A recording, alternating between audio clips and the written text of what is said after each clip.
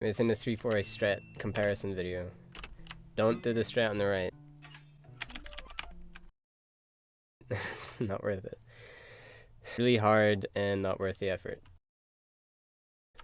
So quite simply, just get up here and then jump onto this. You can actually cut this jump really badly and land on the Goomba and kill him. That's really bad. You don't want to actually kill this precious little man right here, my king. You want to keep him alive.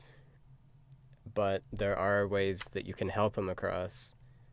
It's probably one of the only Goombas in the game that's that you want to cherish and protect. Make sure that he has everything he needs. So you get down here and you activate this straight away. Forgot I can't pause, it's green. That's kind of awkward, it's kind of cringe. So if you pause while he is in the area of space where the platform is about to be in, this happened. He gets a tiny little boost. So you can do that if you want to min-max getting him across faster. Obviously the sooner he gets across, the sooner he gets the key. Obviously don't want to make him turn around, because that's cringe. Alright, so you want to like 10 frame edge jump off the edge, try not to hit the wall, and then just rewind back to when you were in the air. And there's a nice little, I mean it's not actually nice little at all, it's kind of retarded, but I find the visual cue, I'm not really sure what I'm looking at, but I know where it is. I think it's around when your chode and balls are around on top of that thing right there. But generally what I'm actually looking at is the plank. It's really hard for some visual cues. Generally the middle of Tim stays the same, so I refer to his cock and balls a lot as where you want to line stuff up with, because his legs can be in wildly different places depending on whenever you started your sprite cycle. It's a pretty good boost. Whatever, this is the important part of the stage. This is the one that warrants its own video.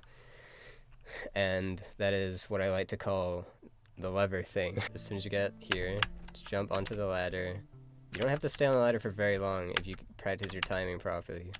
But you want to grab onto it and then let go and fall slightly afterwards. You want to stagger the inputs of letting go and falling.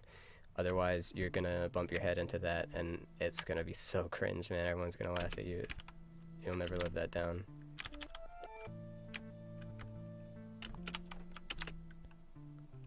And also, you shouldn't aim to hit this ladder at the apex of your jump, like with most ladders, because the more time that you spend climbing it, the more time you'll lose overall.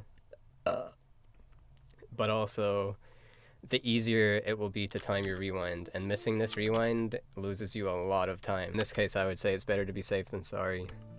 So you do this, let go, press right, and hit this lever as soon as possible. And as soon as you do an X1 rewind until you're about in the middle of these two like ferns. Then just let go, hit it again. So here it is in fluid motion. As soon as you hit it, rewind until you're back on the ladder and then stop. Climb up the ladder before the platform reaches you. Try to get a little bit of a corner boost off of this bad boy. And then this is the hard part. I mean, the second hard part, I suppose, timing. If you're doing an X8 rewind like me, which you probably shouldn't, to get back on the ladder, it is very risky. As soon as you get here, like you try to get the corner boost, doesn't matter if you don't. You want to edge jump off of here. As soon as you grab the piece, you can do an X1 or an X2, or if you're feeling extra stupid, you could do an X4, but never do that. Pretty much do an X2 if you're confident with it. And about here, after you've jumped, before you're back on, about here, you want to turn around. It is tricky to get it right, and sometimes you want to make sure that you land in here and don't fall into the fire or clip your head on the top. You want to let go of left for just a little bit and then start holding it again, and it will, if everything goes according to plan, will land you back here. So you want to make sure you get that edge jump, rewind to when you're in midair about here, then turn around. Hit the switch as soon as possible, do an X4 or an X8 if you really want to save those few frames until you're back on. And now the interesting part about this is the momentum that you get from jumping on a platform that's moving the same way as you. This doesn't happen with clouds. They just have different properties. They're on a strict path. This thing is going from an X value to another X value, then stopping. So it's dynamically changing. The clouds are always on the same path, so they always have the same speed value. They don't change speed. This is why this works. You've got to jump while the platform is moving the same direction as you to get this extra little boost. And obviously you want to end up on the other side. This big obelisk here, you want to land on that. Preferably you would want to land on the rightmost edge of it to give you a little bit of an edge boost. It doesn't look like traditional edge boosts, but it does bring you closer to the door. That's how you know that you get it. So you get this boost because you listened to what I was saying. Then you come over here, climb, let go, hit it again,